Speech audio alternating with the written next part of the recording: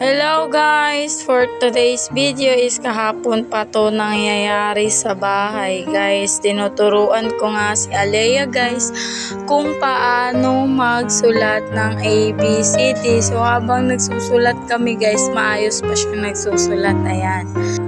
At ilang oras na nga kami dyan nag-study ay nung habang nagsusulat po siya ng letter C ay nagka-struggle po siya sa time na yan at nahihirapan po siyang isulat. So ayun na nga po, napalo ko na siya dyan sa time na yan. Ayan, umiiyak na siya. Kasi nga nahihirapan siya sa letter C.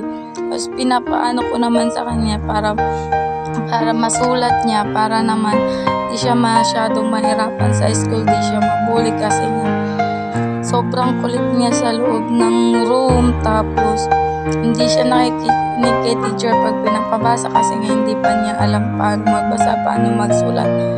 So ayun nga guys, pinapokusan ko siya kung paano magsulat guys.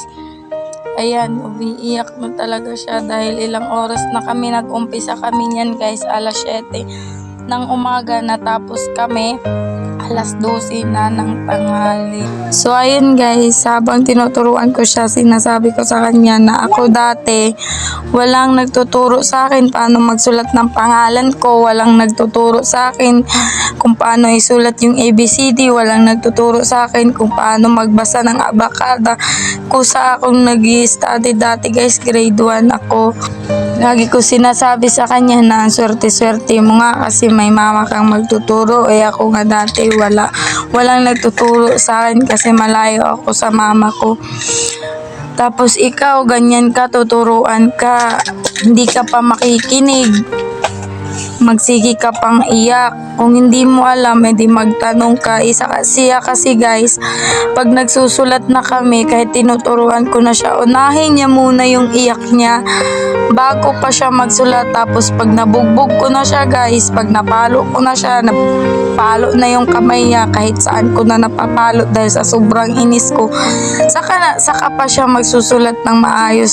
Tapos titingnan ka sa mata na parang siya pa yung galit imbis ikaw yung nahihirapan magturo sa kanya. Diba? Sinong hindi mainis? Ayan, umiiyak na naman siya, kamot sa ulo, kamot dito, kamot doon.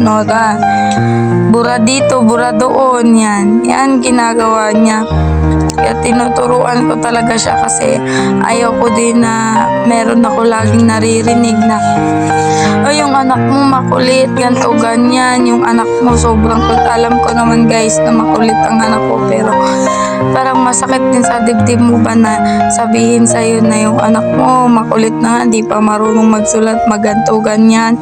Diba masakit din sa atin mga nanay, lalo na alam mo naman na ganyan yung anak mo, tapos pagsabihan ka pa, tapos pa na maraming tao, diba? So ayun lang guys, thank you for watching.